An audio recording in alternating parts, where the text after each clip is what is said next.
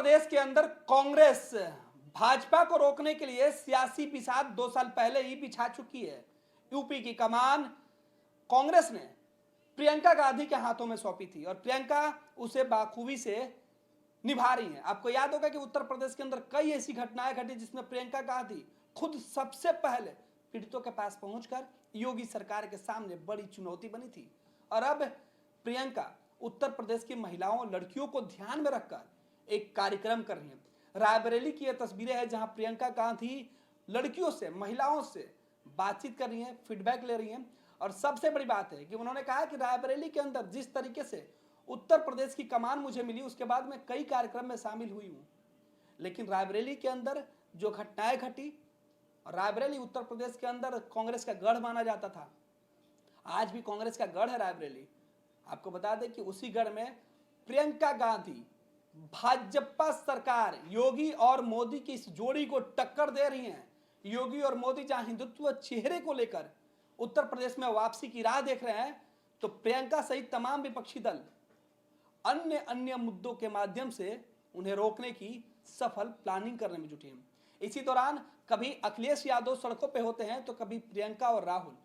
हालांकि उत्तर प्रदेश के अंदर राहुल से ज्यादा प्रियंका एक्टिव है और प्रियंका गांधी ने जिस तरीके से लड़कियों को लेकर यह कार्यक्रम किया और उन्होंने नाम दिया है लड़की हूं लड़ सकती हूं शक्ति संवाद, और इस कार्यक्रम को सीधे तौर पर यूपी का शक्ति संवाद कहा जा रहा है, यानी प्रियंका का वो शक्ति संवाद उत्तर प्रदेश के अंदर हो रहा है। और इस बीच प्रियंका गांधी ने कई महिलाओं को अपने मन से मौका दिया कि वो आए और अपनी बातें रखें। नारी होने का जो एहसास है, महिलाओं की जो शक्ति है, इसे खुलकर लोगों के बीच में बताएं और आने वाले चुनाव में इसका असर, इसका दम भाजपा के खिलाफ दिखावें।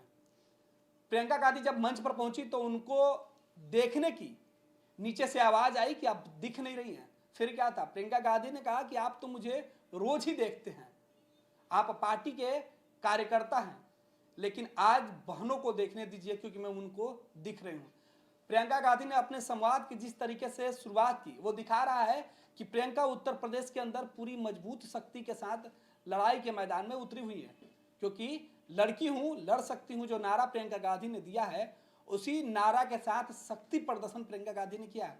सुनिए प्रियंका गांधी ने उत्तर प्रदेश की इस रायबरेली वाली सभा में क्या कुछ कहा, लड़कियों के लिए, महिलाओं के लिए, साथ ही साथ उनके मंच पर जो महिलाएं, जो लड़कियां खड़ी थी, उन्होंने किस तरीके से अपने मन की जो कसक थी, जो भड़ास थी, वो निकाला। साथ ही साथ उन्होंने समाज को क्या कुछ मैसेज दिया है, इन तस्वीरों के साथ और प्रियंका गांधी के उस वाणी के साथ हम छोड़े जा रहे हैं। आज से 2 साल पहले मुझे कांग्रेस पार्टी ने उत्तर प्रदेश का प्रभारी बनाया। तब से मैं उत्तर प्रदेश में जगह जगह जा रही हूँ, लोगों से मिल रही हूँ। 1.5 साल पहले पास में उन्नाव में एक लड़की का बलात्कार हुआ था और उसके बाद उसको जलाया गया था, उसकी हत्या की गई थी। मैं उस लड़की के घर गई। उस लड़की के घर में उसकी भाभी थी और उसके पिताजी। मैं कम से कम 1 घंटे के लिए उस लड़की के घर में बैठी रही। पिताजी कुछ नहीं बोले, चुप थे। उनकी भाभी जी ने मुझे पूरी कहानी बताई कि क्या हुआ, कैसा हुआ, उस लड़की की मृत्यु के बाद किस तरह से परिवार को प्रताड़ित किया गया, उससे पहले किस तरह से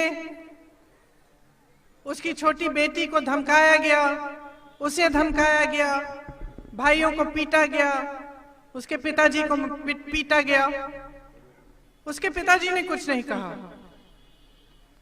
कुछ समय बाद फूट फूट के रोने लग गए अचानक। और फिर उन्होंने मुझे कहा कि बेटी, मेरी बेटी मेरे बेटों से भी बढ़कर थी।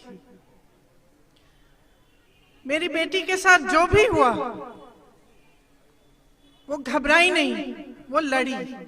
सुबह उठकर मुझे कहती थी कि पापा तुम मेरे साथ मत आओ, मैं अकेली जाऊंगी। अकेली ट्रेन में रायबरेली आती थी अपने मुकदमे को लड़ने के लिए, क्योंकि उन्नाव में उसका एफआईआर दर्ज भी नहीं हुआ था। उसके बाद कई ऐसे हादसे हुए। हाथरस में एक लड़की का बलात्कार किया गया, आपने कहा। बीच रात में उसके अंतिम संस्कार किए गए। उसके माता पिता ने उसका चेहरा भी नहीं देखा। पुलिस प्रशासन ने उनको उसका चेहरा भी नहीं देखने दिया। कुछ समय पहले मैं ललितपुर गई। ललितपुर में 2 किसानों ने आत्महत्या की। वहां मुझे एक किसान की बेटी सविता मिली। सविता को इतना दुख हो रहा था अपने पिता की मृत्यु के बारे में, रो रही थी बहुत जोर से। अभी अभी शादी हुई थी 1 महीने पहले। कह रही थी मेरी मां अकेली पड़ जाएगी, उसका देखभाल कौन करेगा। मेरे मन में आया कि इतना अत्याचार हो रहा है महिलाओं पे। जब एक हादसा होता है परिवार में, जब किसी की मृत्यु होती है, किसान ने आत्महत्या की, अंत में उसका भी बोझ महिला उठा रही है। उसकी विधवा अकेली, उसकी बेटी अकेली है। तो बार बार यही दिखता है जहां जहां मैं जाती हूं कि महिलाओं का अत्याचार हो रहा है।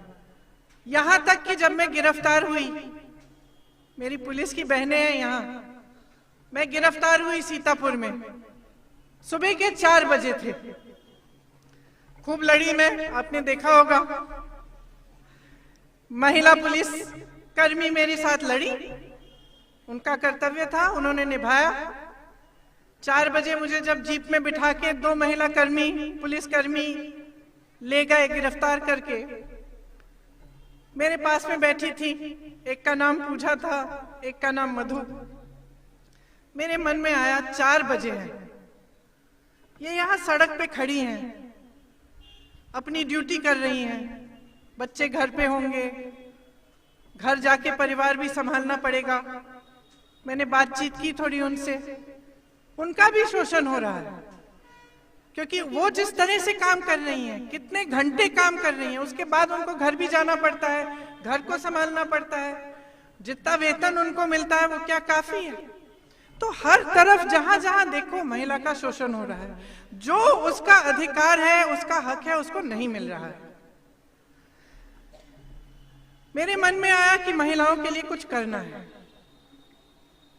और सबसे बड़ी चीज क्या कर सकते हैं हम आपके लिए, कि आपको समझा सकते हैं कि आप अपनी शक्ति को पहचानो।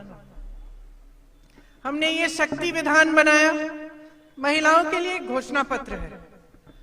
इसमें तमाम घोषणाएं हैं जो हम आपके लिए हम कार्यक्रम करना चाहते हैं, जो चीजें हम आपको सशक्त करने के लिए करना चाहते हैं। अब देखिए, परिवर्तन लाना है तो हम सबको एकजुट होकर लाना पड़ेगा। हमें समझना पड़ेगा कि हम इस देश की आधी आबादी हैं। इसका क्या मतलब है? कोई हमें राजनीति में सीरियसली ले क्यों नहीं रहा है? मेरे से यूपी में जो भी मिलने आता है, चाहे आशा बहुएं हों, चाहे आंगनवाड़ी की महिलाएं हों, चाहे कोई भी वर्ग के, कोई समाज के कोई लीडर हों, सब आके मुझे कहते हैं कि हम 2-3 लाख लोग हैं या हम 5 लाख लोग हैं, आप हमारे लिए कुछ काम करेंगे तो हम आपके लिए वोट देंगे। तो आप बताइए, अगर सारी महिलाएं एकजुट हो जाएं और उन्होंने तय कर लिया कि हम इस देश की राजनीति बदलेंगे, कि ये जो राजनीति हो रही है हमारे सामने ना, जो चुनाव के सामने बड़े बड़े नेता आके तमाम घोषणाएं कर लेते हैं, चुनाव के बाद भूल जाते हैं, ये राजनीति जहां हमें चुनावी मंचों से ये सिखाया जाता है, सांप्रदायिकता सिखाई जाती है, जातिवाद सिखाया जाता है, ये राजनीति हमें बंद करनी है। हमें चाहिए अपने भविष्य की राजनीति, हमें चाहिए विकास की राजनीति, हम जानना चाहते हैं हमें तुम मजबूत कैसे बनाओगे, हमारे लिए क्या करोगे। अगर इस देश की सारी महिलाएं एकजुट होकर एक आवाज उठाएं कि हमें ऐसी राजनीति दो, नहीं तो हम तुम्हें वोट नहीं देंगे, तो बताओ, आप बताओ कैसे नहीं बदलेगी इस देश की राजनीति। आप देखिए, हमने एक पहल की है। हमने कहा महिलाएं अपनी शक्ति पहचानो, एकजुट हो जाओ। एक नारा दिया आपको, लड़की हूं लड़ सकती हूं, ठीक है। एक घोषणा पत्र निकाला जिसमें सिर्फ महिलाओं के लिए हम क्या करना चाहते हैं वो लिखा। क्या हुआ? बाकी पार्टियों ने घोषणा शुरू कर दी। आपका आशा बहुओं का मानदेय बढ़ाया गया है कल परसों, अभी तक तो 5 सालों में नहीं किया था। अब क्यों कर रहे हैं? क्योंकि अब पहचान रहे हैं कि ये महिला जागरूक हो गई हैं, महिलाएं समझ रही हैं कि उनमें शक्ति है। परसों प्रधानमंत्री जी ऐसी पहली सभा करने जा रहे हैं जिसमें उन्होंने सिर्फ महिलाओं को बुलाया है। मैं तो बहुत खुश हूं, मैं तो बहुत खुश हूं। सारी पार्टियां अब महिलाओं के बारे में बात कर रही हैं। सारी पार्टियां कह रही हैं कि अरे अगर हमने महिलाओं के लिए कुछ नहीं किया तो ये तो हमें वोट ही नहीं देंगी। तो समझ रही हैं आप, एक छोटी सी पहल से, अभी तो परिवर्तन आया ही नहीं है, लेकिन इस छोटी सी पहल से जितनी भी राजनीतिक पार्टियां हैं सब उठ गई हैं, जाग गई हैं। सब कह रही हैं कि महिलाओं के लिए कुछ तो घोषणा करनी पड़ेगी, हमें छोटी छोटी घोषणाएं कर रही हैं। लेकिन एक मानसिकता होती है। आप सबने कहा, आपने कहा कि आप अगर इस मंच पे खड़ी हैं तो आपकी माता आपके लिए, आपकी माँ आपके लिए लड़ी, संघर्ष किया। कल मैं अमेठी में थी, मंच पे एक मेरी पुरानी सहेली आई, रमाकांति। रमाकांति को मैं 15 सालों से जानती हूँ। 15 साल पहले जब मेरे से पहली बार मिली, स्वयं सेवक समूह में वो शामिल हुई थी। उसने मुझे अपनी कहानी बताई। माँ बाप ने उसे पढ़ाया नहीं 6ठी क्लास से आगे। उसकी बेटी हुई, बहुत इच्छा थी कि बेटी को पढ़ाऊं, लेकिन क्या करे, परिवार वाले सहमत नहीं थे। तो जब सब खेतों में काम करने के लिए चले जाते थे तो रमाकांति साड़ी के फॉल को सीती थी, और चुपचाप से जब कोई घर पे नहीं था तो जाकर एक दुकान में जहां पे साड़ी के फॉल बिकते थे वहां जाके वो बेचती थी। फिर जब पैसे इकट्ठे हो गए, उसने सोचा मैं अपनी बेटी को पढ़ाऊंगी, तो चुपचाप से बेटी को स्कूल तब भेजना शुरू किया जब किसी को पता न चले कि बेटिया स्कूल जा रही है, और पहले ही वापस ले आती थी। पकड़ी गई, सबने डांटा, ससुर जी सासू जी ने डांटा कि ऐसे कैसे इसको तुम स्कूल भेज रही हो। तो रमाकांति ने कहा, उनसे एक सौदा किया कि मुझे इसको भेजने दो, इसकी पढ़ाई की फीस मैं भरूंगी। तो सब मान गए। तो रमाकांति जब मेरे से कल मिली, उसकी बेटी उसके साथ थी, कॉलेज पास कर लिया उसने, नौकरी ढूंढ रही है। तो माँ संघर्ष करती है, किस लिए? वो क्यों चाहती है कि अपनी उसकी बेटी अपने पैरों पे खड़ी हो? क्योंकि वो अपना संघर्ष अपनी बेटी को नहीं देना चाहती। वो ये नहीं चाहती कि उसकी बेटी का जीवन, पूरा जीवन संघर्ष में बीते। आपको कितनी बार कहा गया है, आप बताओ मुझे, कितनी बार आपको कहा गया है कि आप महिला हो, बेटी महिला हो, तुम में सहने की शक्ति है, सह लो। बताओ किस किस को बताया गया है? हाथ उठाओ, किस किस ने सुना है? ये सबने सुना है ना। आज यहाँ खड़े होके मैं कह रही हूं, आपको भगवान ने अपने पैरों पर खड़े होने की शक्ति दी है, उस शक्ति को पहचानो। सबसे बड़ी शक्ति क्या होती है लोकतंत्र में? वोट होता है, आप सबके पास है। सोच समझ के इस वोट को दो। आज से यह तय कर लो कि जो महिला को सशक्त करने का काम नहीं करेगा उसको वोट नहीं मिलेगा।